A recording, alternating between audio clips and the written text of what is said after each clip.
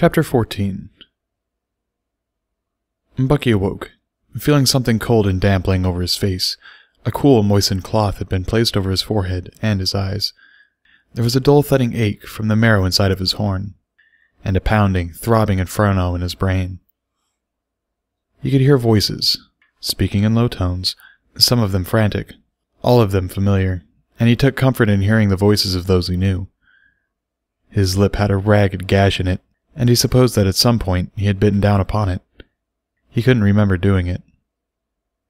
"He is moving," a voice said. A familiar voice, but Bucky could not place it, his mind too groggy to think. "Buckminster, can you hear me?"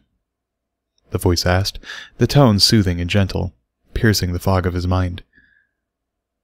His heart thudded dully in his barrel, keeping time with the thudding in his head. "Oh, Bucky, please say something," said another voice. Bucky recognized this one. It was Derpy. He struggled to talk, his lips moving, causing the tear in his lip to open. He tasted blood and gagged. Something pulled his lower lip away, and something cool and damp was applied to the ragged gash. He felt the tingling warmth of magic tugging at his lip, pulling gently, applying pressure with the damp cloth. "Dinky is fine," Derpy said, "but I am worried about you."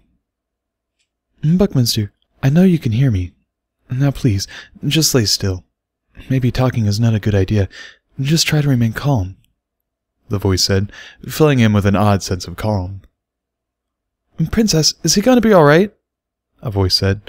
This voice belonged to Barry Punch, and Bucky realized why the calming voice seemed so familiar. "No," Bucky mumbled, his lips still held in the grasp of magic, and the cloth applied to stop the flow of blood. He tried to say no, but he found it quite impossible. He felt the hold on his lip released, and Bucky felt once again the claws of panic slashing at his heart. His breathing began to increase. "No, you can't take her," gurgled Bucky, his mouth a bit full of blood. "Accident, accident, accident," he repeated in panic, causing blood to dribble as he spoke. He felt something wipe his mouth carefully, cleaning the blood away. "I know," replied Celestia sadly. "It was a tragic accident. Now calm down, Buckminster. While we have discussed options, nothing has been decided yet." Bucky whipped his head around, flinging the damp cloth from his eyes. He looked up, seeing Celestia looking down at him. He looked at her pleadingly, and shook his head no. Bucky struggled to sit up, squirming, and Barry Punch pulled him up into a sitting position with one tug of her foreleg. She sat down beside him, and gave him something to lean on, wrapping her foreleg around his shoulders. Bucky stared at Celestia. "I don't want her to go," confessed Derpy, looking sad and climbing up on the couch to sit beside Bucky, sandwiching him in. "We will need to figure something out. Dinky Doo has powerful magic. She conjured a physical swarm of bees," replied Celestia, "and she is going to have to learn control somehow, for the good of every pony." Derpy began dabbing at Bucky's lip, having taken the cloth and hoof, and gently wiping the blood away, which had slowed to a faint trickle. Bucky gently pushed Derpy's hoof away, and said, "Don't tear Dinky away from her mother. There has to be another way." "Dinky manifested bees. That is not simple magic that can be easily held back. She is going to have to learn strict control measures," replied Celestia, looking sad. "Dinky hasn't had a lifetime of learning how to repress and hold back," commented Bucky, slumping, realizing the enormity of the situation. "She's been raised as a Pegasus foal might be raised." Derpy looked very confused, and a little sad. "Yes, and that complicates things," agreed Celestia, now studying the three ponies on the couch. She stood in the center of the room, her wings folded to her sides, her head held high. She seemed regal, even standing in the small living room of one Derpy Doo hooves. "Manifestation of physical objects. That's a Class 3 level of magic," Bucky said, now looking defeated. He wrapped a leg around Derpy and pulled her closer. "I don't understand," said Barry, leaning on Bucky. "Magical classifications," replied Celestia. "There are different levels of ability for unicorns. Most unicorns are Type 1s. They have a little magic, usually related to their talent or ability. Some unicorns are Type 2s. They can perform 2 or more actions at once with their manipulation, like painting with 2 brushes at once. They have a little more magic than type 1s, but not much. Rare unicorns are type 3s, like Bucky here, uncommon levels of magic, and the ability to cast a plethora of spells and call objects into reality, conjuring something from nothing. Skilled magicians, commonly called wizards. Type 4s are like Twilight Sparkle, Starscroll the Bearded, and Clover the Clever, Archmage level abilities. And then there is the Alicorn class magic, type 5, explained Celestia. So Dinky is gifted? Asked Derpy. Very much so, mumbled Bucky in reply. We need to figure out what is best for Dinky Doo and the other ponies around her, said Celestia, turning to one side and starting to pace in the limited space. These magical outbursts are going to continue, and potentially get worse if not controlled. Maybe it would be best for Dinky to go to school, Derpy admitted sadly, her ears drooping down to the sides of her face.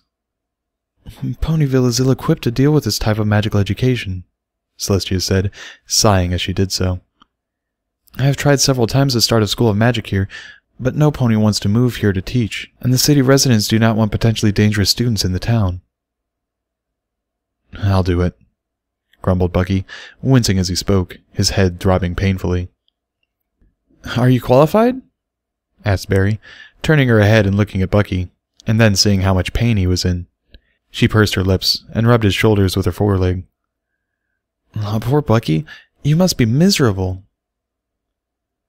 Bucky, this is a very serious matter, Celestia said, still pacing, taking a few steps in one direction, and then turning to take a few steps in the other direction.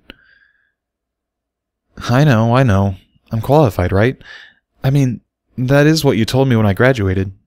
You told me to look into teaching, asked Bucky, his eyes still shut, and alarming ringing in his ears.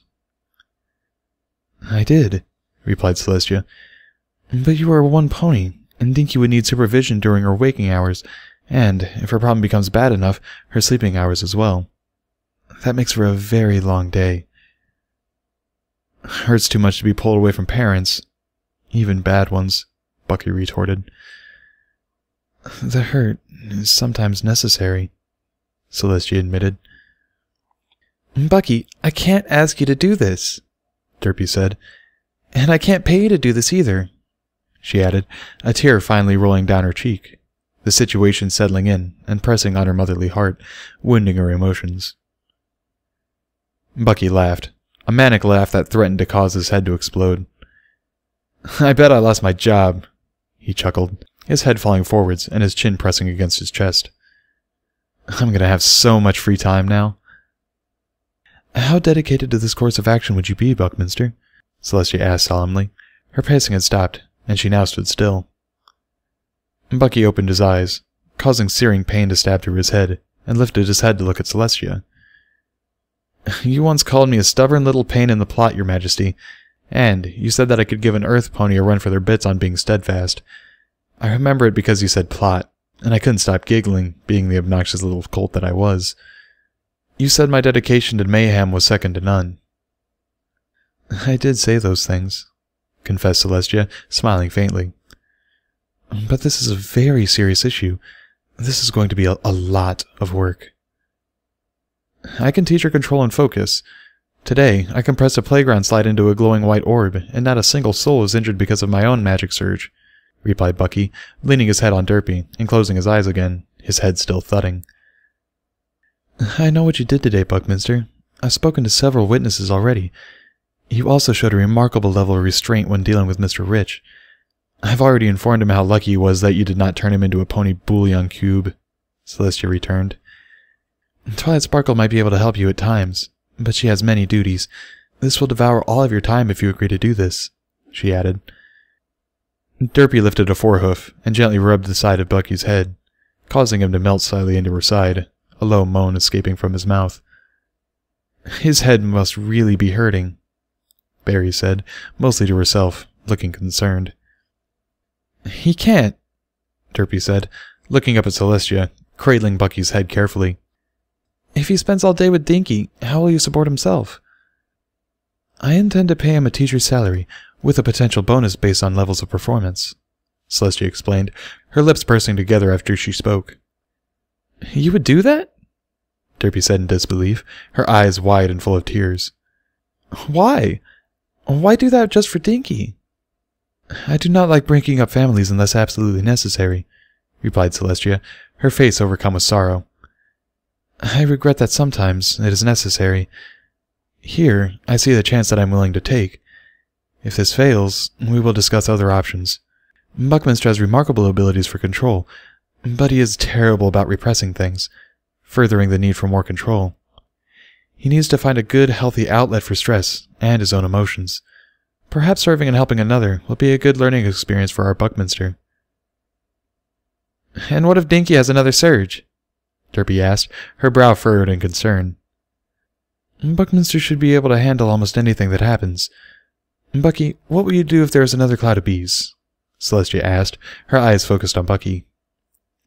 Cast cloud of ice, freeze the bees, and then dispose of them in whatever convenient method presents itself, replied Bucky, with no hint of concern in his voice.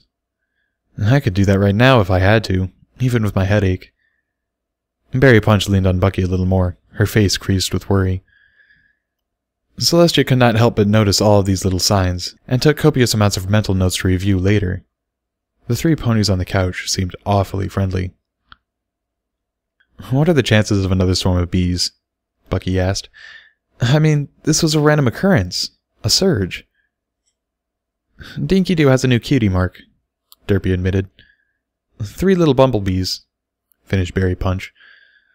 Ah, nuts, replied Bucky, opening his eyes in alarm. I hate bees. Where is Dinky now? Upstairs in bed, with Pina Colada. Sparkler is up there too, watching over them, Derpy answered, turning her head towards the stairs, and then back towards Bucky. I must have been out for hours, Bucky said, voicing his thoughts. You were, replied Berry Punch. Is your head getting any better? She asked. Not really, groaned Bucky. I need a drink. I think we all do, agreed Berry.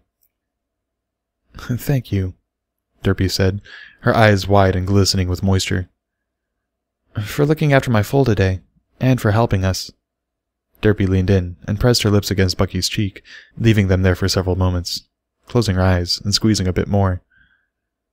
I like this job already, Bucky quipped. Nice benefits. We shall communicate soon. I need to be going, Celestia announced. Good luck tomorrow. Try not to worry. I will try to find more help if it is needed. Do not give up. The 3 ponies on the couch all nodded, looking at Celestia, watching her turn and go, exiting out of the front door, the guard visible as the front door hung open. Well, bother. Bucky, if you're going to teach Dinky the finer points of control, I'm going to teach you how to let go a bit, Berry said, looking very concerned. You are a bit too tightly wound. Derpy nodded in agreement as the 3 ponies sat on the couch together, a strange new bond steadily forming.